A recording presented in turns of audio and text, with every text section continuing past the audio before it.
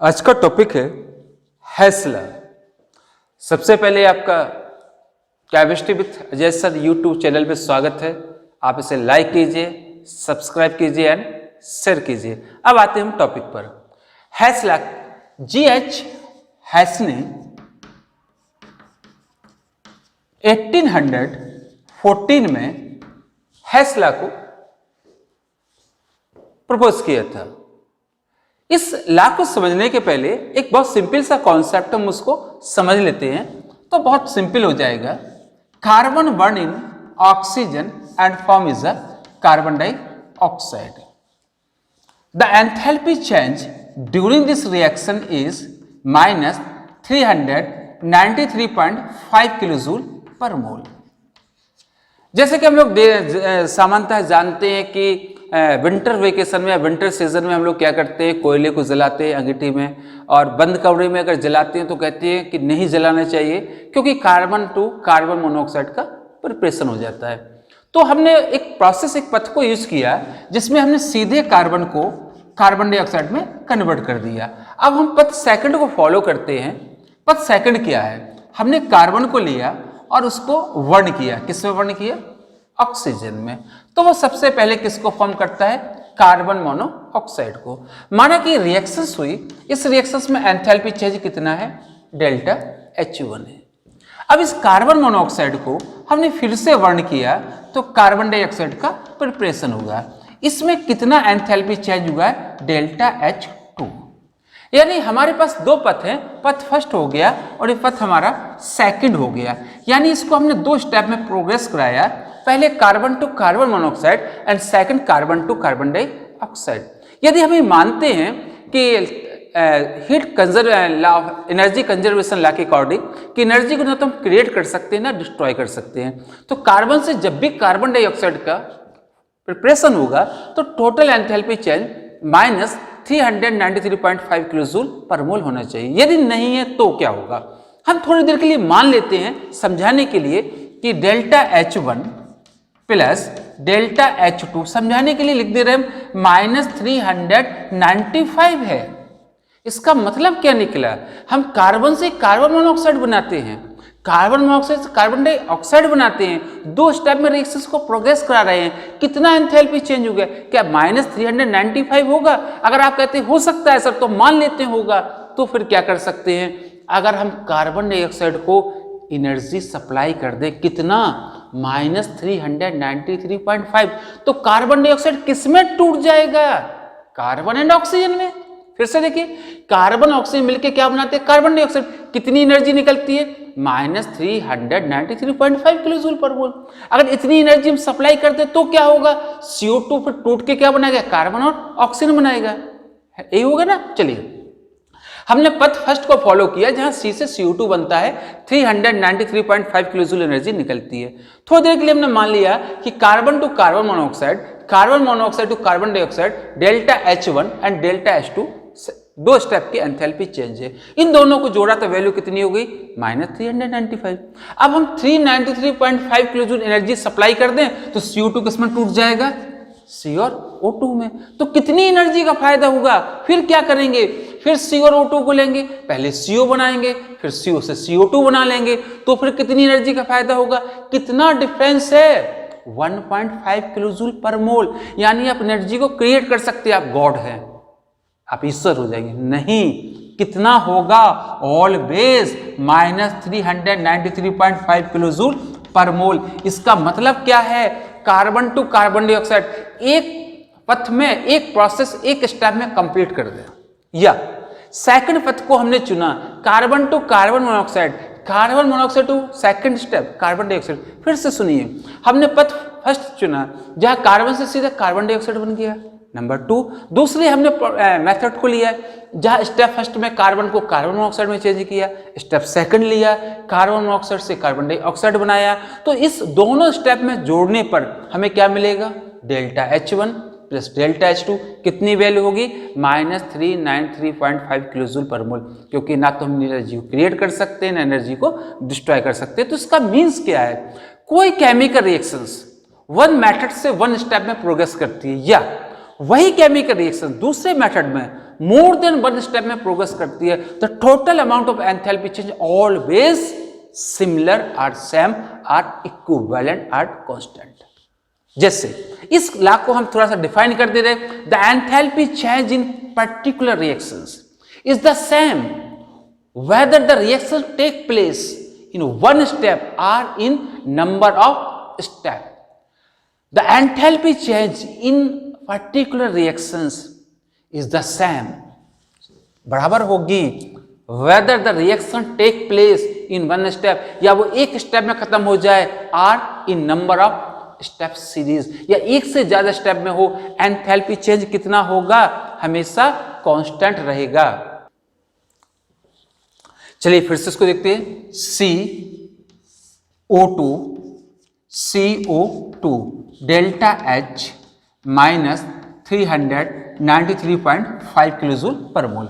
अब कार्बन को हमने सबसे पहले किस में चेंज किया, कार्बन मोनोऑक्साइड में, तो हाफ O2 की रिक्वायरमेंट होगी। इसमें डेल्टा H कितना है, माइनस 110.5 किलोजूल पर मोल। ठीक है भाई, अब कार्बन मोनोऑक्साइड को किस में चेंज कर देंगे हम, कार्बन डाइऑक्साइड में। कितना ऑक्सीजन चाहिए, 1/2 O2 चाहिए, कितना हो जाएगा 283 माइनस 283.0 किलोजूल पर मोल। तो हम कार्बन से सीधा कार्बन डाइऑक्साइड बनाए, पथ फर्स्ट हो जाएगा, या कार्बन को कार्बन मोनोऑक्साइड में चेंज करें, कार्बन मोनोऑक्साइड को किस में चेंज करें, कार्बन डाइऑक्साइड में, तो डेल्टा H1 हो जाएगा। ये कौन सा हो जाएगा आपका, डेल्टा H2 हो जाएगा। Delta H1 plus delta H2 कितना हो जाएगा, minus 110.5 plus 283.0 equal to minus 393.5 kilojoule per mole. The enthalpy of reactions, यानी जो एंथैल्पी चेंज है वो कितना है, 393.5 किलोजूल पर मोल है। यानी कार्बन से कार्बन डाइऑक्साइड हम एक स्टेप में बनाए, एक से ज्यादा स्टेप में बनाए, overall enthalpy change always same, this is called Hess law. अब हेस लॉ का एप्लीकेशन क्या है, क्या फायदे इसको पढ़ने के, देखो क्या फायदा है। अब सबसे महत्वपूर्ण चीज देखना, आपने कार्बन को क्या किया, वर्न किया, इनसफिशिएंट ऑक्सीजन में किसका फॉर्मेशन हुआ, कार्बन मोनोऑक्साइड का हुआ। नंबर 2, कार्बन मोनोऑक्साइड को लिया, फिर क्या किया आपने, इसको वर्न किया, ठीक है ना, तो हाफ O2 किस में कन्वर्ट हो गया, वो कार्बन डाइऑक्साइड में। तो आपका रिजल्ट क्या है, कार्बन मोनोऑक्साइड नहीं है, आपका result carbon to carbon dioxide है। यानी ये क्वेश्चन फर्स्ट हो गया, ये क्वेश्चन सेकंड हो गया, तो आप कार्बन से कार्बन डाइऑक्साइड कैसे लिखेंगे, यानी आपको इक्वेशन फर्स्ट और इक्वेशन 2 को जोड़ना होगा, इसका मीन्स है। तो थर्मोकेमिकल इक्वेशन है, can be added, can be subtracted और multiplied by the suitable number. आप उनको जोड़ सकते हैं, आप उनको घटा सकते हैं और मल्टीपल भी कर सकते हैं। क्या नाम दिया इनको, थर्मोवैलेंस केमिकल इक्वेशन। थर्मो क्यों करें, अरे भाई हीट इवॉल्व हो रही ना, तो हीट का एक्सचेंज, थर्मल क्या होता है, हीट होती है, तो हीट एक्सचेंज हो रही है, या तो निकलेगी या ली जाएगी, तो इस केमिकल इक्वेशन का नाम क्या दे दिया हमने, thermochemical equation. This is the most important application of the Hess law, that the thermochemical equation is added, subtracted और multiplied by the suitable number. चलिए जोड़ दे रहे हैं हम, किसको जोड़ दे रहे हैं, फर्स्ट प्लस सेकंड को। देखो CO यहाँ है, CO यहाँ है, दोनों तरफ है, कैंसिल कर दिया, तो C लिख दिया, प्लस हाफ O2 कितना हो जाएगा, O2 हो जाएगा, किस में कन्वर्ट हो गया, CO2 में हो गया। इसकी एंथैल्पी कितनी थी, आपको याद है 110.5 थी। इसकी एंथैल्पी कितना है, किसकी, carbon monoxide to carbon dioxide, minus 283.0 kilojoule. तो कितना निकल आया, यहां लिखा हुआ है कितना है, माइनस 393.5 किलोजूल पर मोल। तो सबसे महत्वपूर्ण हेस लॉ का एप्लीकेशन ये है कि आप थर्मोकेमिकल इक्वेशन को जोड़ सकते हैं, घटा सकते हैं और मल्टीपल भी कर सकते हैं। Application first, determination enthalpy of formation of compound.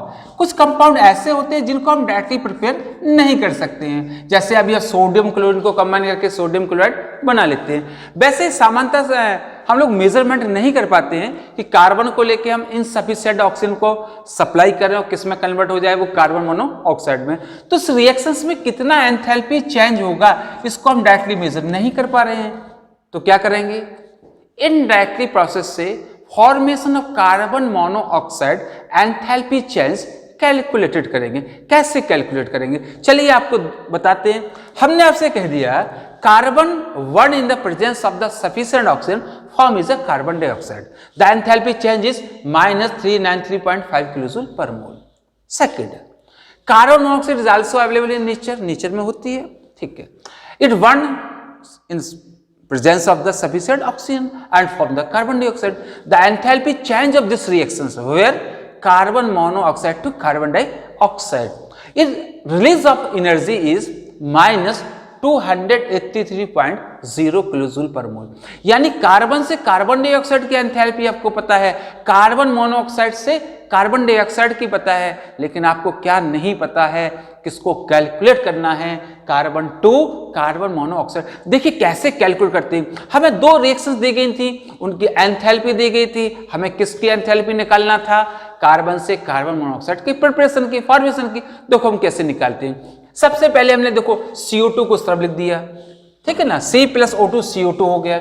अब हमें इस तरफ क्या चाहिए, कार्बन मोनोऑक्साइड चाहिए। हमें कार्बन ऑक्सीजन से क्या बनाना है, कार्बन मोनोऑक्साइड। अब हम देखेंगे इन दो इक्वेशन में कार्बन मोनोऑक्साइड कहाँ है, यहाँ है। कितनी एनर्जी निकल रही है, -283। हम इस इक्वेशन को उल्टा लिखते हैं। देखो उल्टा कैसा लिखा हमने, ये CO2 लिख दिया, ठीक है। CO2 को हमने ब्रेक किया, किसको फॉर्मेशन होगा, CO का होगा, और किसका फॉर्मेशन होगा, हाफ O2 का होगा। लेकिन कितना डेल्टा H होगा, ये माइनस था, अब एनर्जी कंज्यूम होगी तो कितना हो जाएगा, 283.0 किलोजूल पर मोल।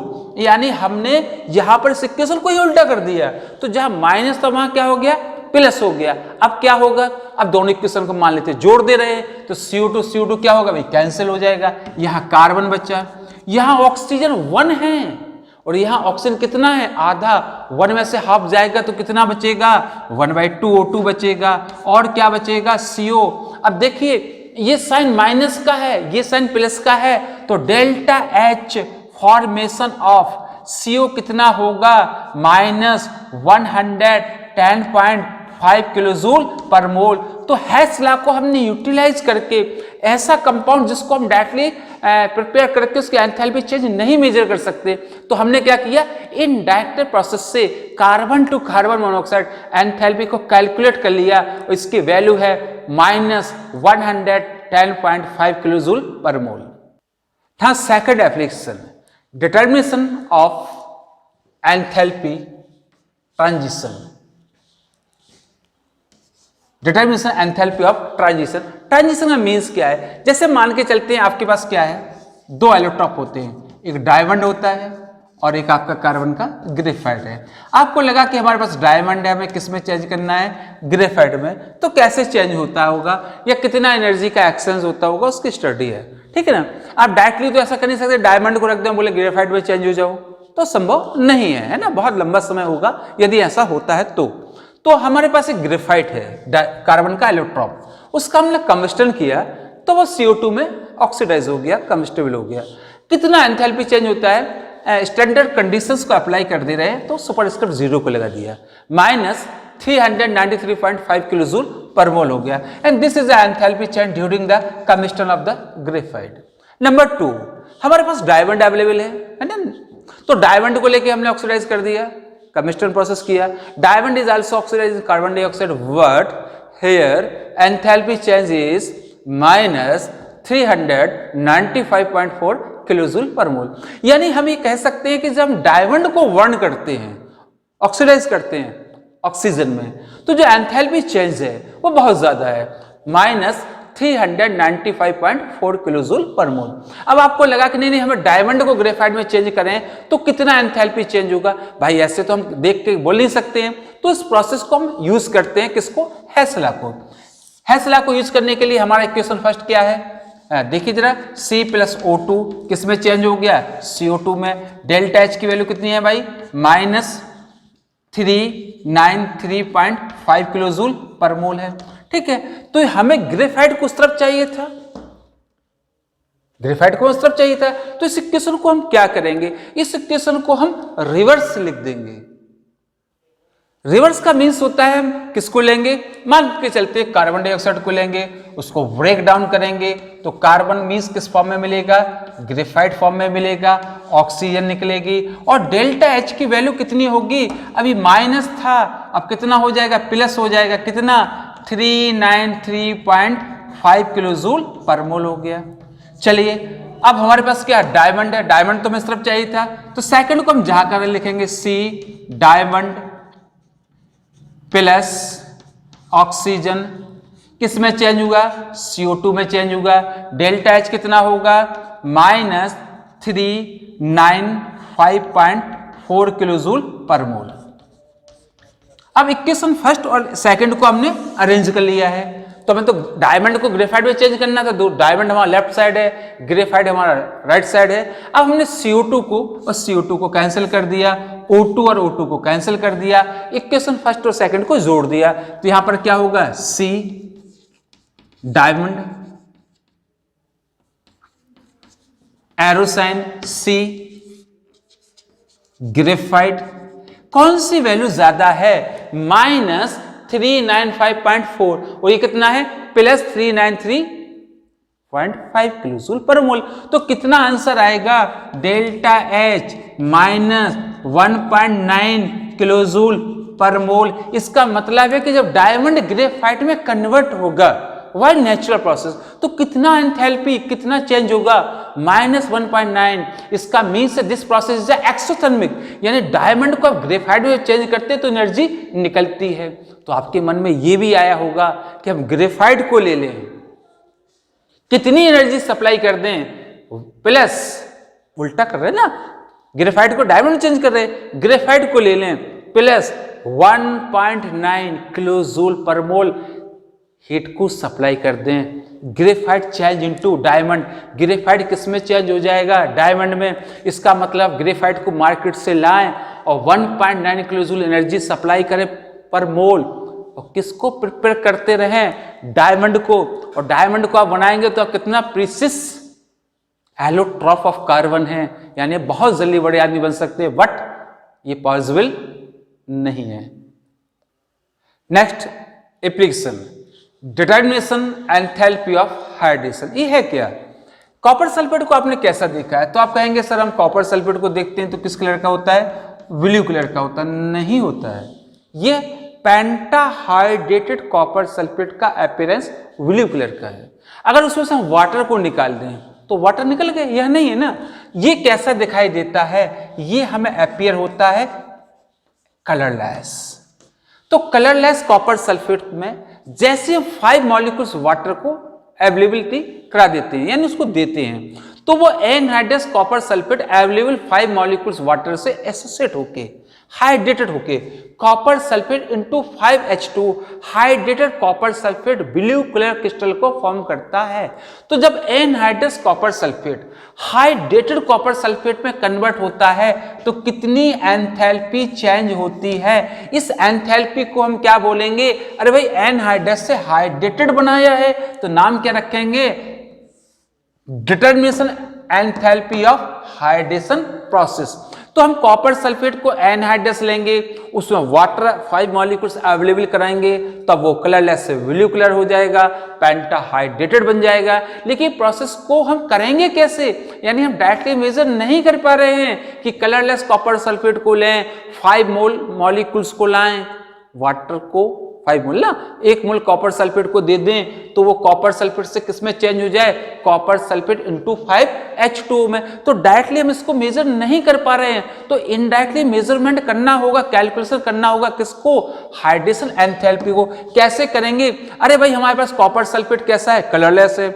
जैसे कलरलेस हमने कॉपर सल्फेट को लिया और वाटर में इसको डिसॉल्व किया, वाटर में हम जैसे डिसॉल्व करते हैं तो कॉपर सल्फेट वो कन्वर्ट हो जाता है। जैसे ही कॉपर सल्फेट में वो कन्वर्ट होगा तो देखो क्या होगा, अब देखते हैं कितनी एंथैल्पी चेंज होती है -66.5 किलो जूल पर मोल, यानी एनहाइड्रस कॉपर सल्फेट को हम वाटर में डिसॉल्व करते हैं, प्रोसेस एक्सोथर्मिक है, -66.5 किलो जूल एंथैल्पी रिलीज होती है, एनर्जी निकलती है। अब हम किसको लेते हैं, ब्लू कलर के कॉपर सल्फेट को लेते हैं। जैसे ही ब्लू कलर के कॉपर सल्फेट को लेते हैं, CuSO5H2 वाटर में डिसॉल्व करते हैं, तो देखो ये हाइड्रेटेड कॉपर सल्फेट है, यहां पर प्रोसेस इंडोथर्मिक है, 11.7 किलोजूल पर मोल एंथैल्पी निकलती है।